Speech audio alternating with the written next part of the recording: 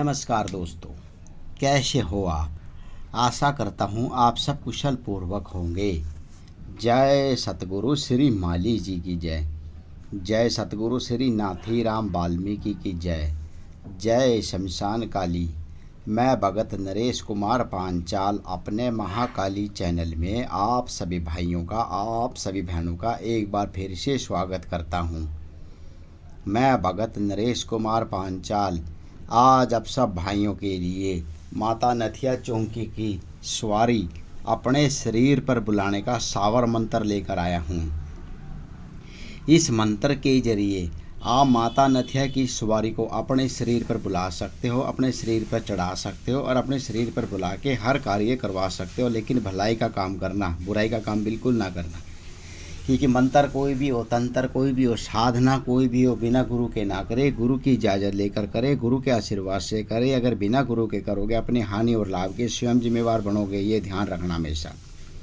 ठीक है दोस्तों, क्योंकि मेरे पास बहुत से बच्चों के, बहुत से शिष्यों के, बहुत सी बहनों के, बहुत से भाइयों के फ़ोन आए थे जिन्होंने कहा था जी कोई नथिया माता का चौकी सावर मंत्र दो, जिससे हम अपने शरीर पर माता नथिया की चौकी बुला सके और माता नथिया की सवारी अपने शरीर पर चढ़ा सके और जन कल्याण की सेवा कर सके।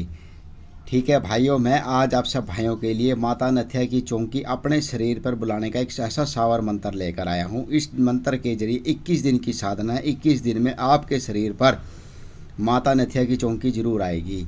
लेकिन मैं एक बात और कहूँगा, अगर 21 दिन में अगर ना आए तो 41 दिन पूरे करे। वैसे तो 41 दिन की साधना होती है, साधना कोई भी करे 41 दिन तक करे, 41 दिन तक इसकी साधना करे।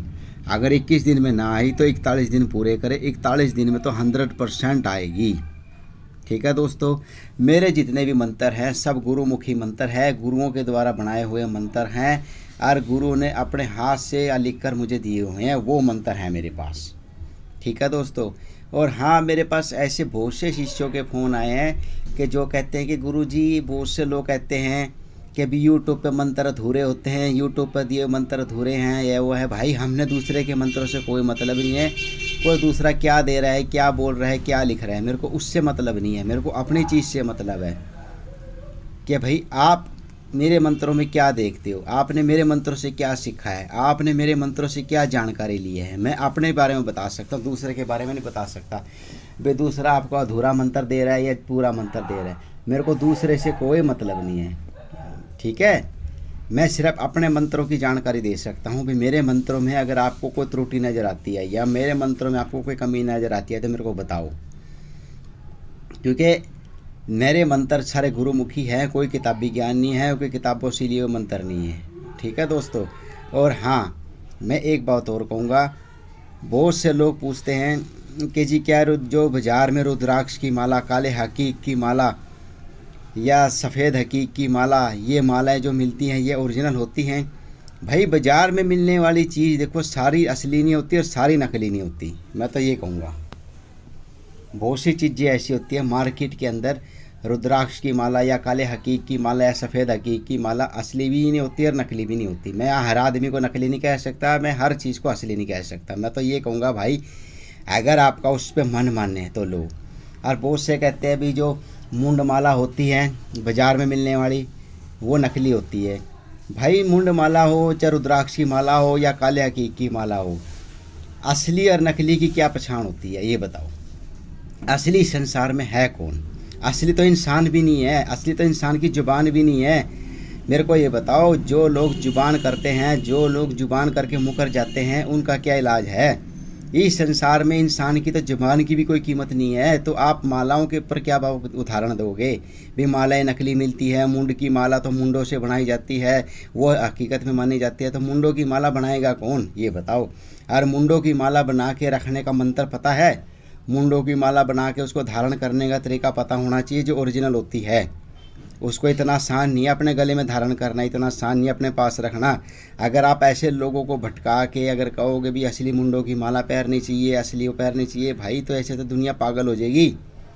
तो मार्केट वाले को पागल थोड़ी ना है जो ये नकली प्लास्टिक की माला रखते हैं, जो मालूम बाज़ारों में नकली रुद्राक्ष की माला, नकली हकीक की माला, नकली काले अकीक की माला या नकली मुंड की माला मिलती हैं, ये पागल थोड़ी ना। अगर ये भी ऐसे मुंड इकट्ठे कर करके असली इंसान की हड्डियाँ इकट्ठे करके बनाएंगे तो इनके ऊपर केस नहीं हो जाएगा क्या? ये सोचो। और कितने लोग पागल हो जाएंगे, क्योंकि इस संसार में मूर्खों की कमी नहीं है, बहुत मूर्ख मिलेंगे आप जैसे। जो लोग जिनको पता कुछ है नहीं, बस उनको दिखा भी मुंड की माला है गले में धारण कर लो, हम भगत बन के हम तांत्रिक बनने। भाई गले में मुंडों की माला पहनने से कोई तांत्रिक नहीं बनता। गले में मुंडों की माला या खोपड़ियों की माला या हड्डियों की माला पहनने से या गले में रुद्राक्ष की माला पहनने से कोई तांत्रिक नहीं बनता।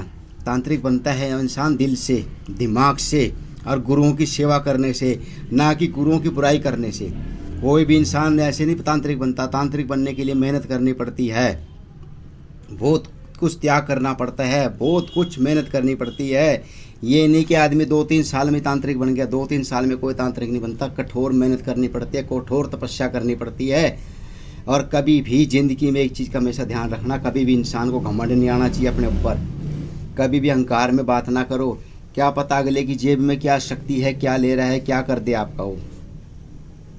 इंसान को जो भी कोई सवाल जवाब हो सोच समझ कर करे। ये जो मार्केट के अंदर लोग बैठे हैं, ये कोई पागल नहीं है जो दुकानों पे मुंडों की माला या रुद्राक्ष की माला या काले अकीक की माला बेच रहे हैं। इनको पता है कि अगर हम ओरिजिनल चीज़ बेचेंगे तो लोग हैं पागल, वो खरीदेंगे तो गले में डाल लेंगे। पता उनको है नहीं किस तरीके से मालाएं धारण करी जाती है, किस तरीके से मालाओं का माल्यार्पण किया जाता है, किस तरीके से मालाओं का जाप होता है। उनको पता है नहीं, बस गले में धारण करने से बन गए तांत्रिक। हम तो बहुत तगड़े तांत्रिक बन गए, माला धारण करने से ऐसे तांत्रिक नहीं बनते भाई। इसलिए ये ओरिजिनल चीज़ नहीं, प्लास्टिक की चीज़ ही बेचते हैं। ये सबको पता है भी। बाज़ार में मिलने वाली जो मुंड की माला है वो प्लास्टिक में आती है और प्लास्टिक की आकृति में ही रहती है वो। ये सबको पता है, उनको बताने की ज़रूरत नहीं है, बहुत से लोगों को पता है इसके बारे में।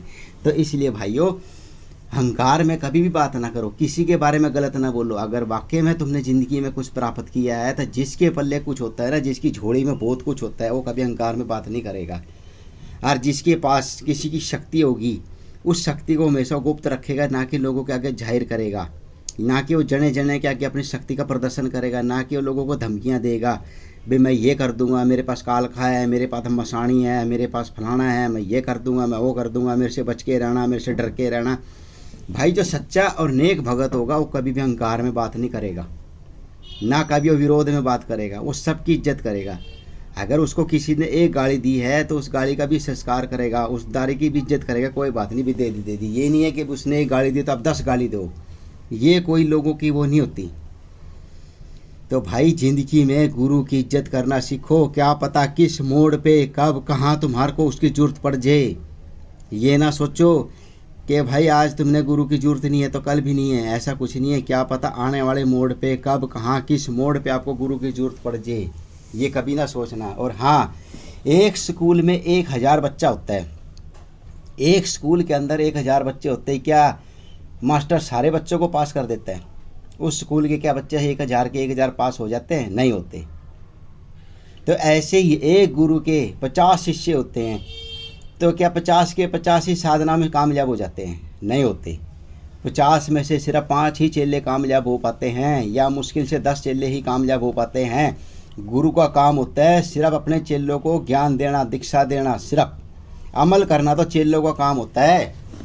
और ये थोड़ी ना भी गुरु पकड़ पकड़ के कहेगा आजो भाई मैं तुम्हारे को दीक्षा दे रहा हूँ, आजो भाई मैं तुम्हारे को साधना दे रहा हूँ, आजो भाई तुम मेरे से दीक्षा लो, तुम मेरे से साधना लो, ये साधना में मंत्र करो। मंत्र के ऊपर भी गुरु को सिर्फ बताने का फ़र्ज है, अमल करना तो चेले का काम होता है। भी वो उसके ऊपर कितना अमल करेगा और कितना उसके ऊपर ध्यान देगा। गुरु किसी को घोल के नहीं पिलाता, गुरु का काम होता है रास्ता दिखाना। चलना ना चलना चेले का काम होता है हमेशा। ये ना सोचो कि भाई गुरु ने तो कुछ बताया ही नहीं। गुरु भाई किसी का भी हो, कैसा भी हो, गुरु गुरु होता है। जो शिष्य अपने गुरु की इज्जत नहीं करते, जो चिल्ले अपने गुरु की पीठ पीछे बुराई करते हैं, मुंह पे मिठ्ठे बने रहते हैं, पीठ पीछे बुराई करते हैं, वो ज़िंदगी में कभी कामयाब नहीं होते।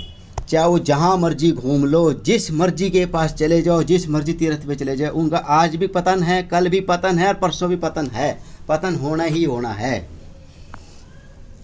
आज नहीं तो कल उनको पता तो लग ही जाएगा। लेकिन एक चीज़ हमेशा ध्यान रखना, ज़िंदगी में कब किस मोड़ पे और कहाँ पे आपको गुरु की ज़रूरत पड़ जाए ये आप नहीं सोच सकते। ये वक्त बताएगा भी कहाँ किस ज़रूरत पे आपको गुरु की ज़रूरत पड़ेगी।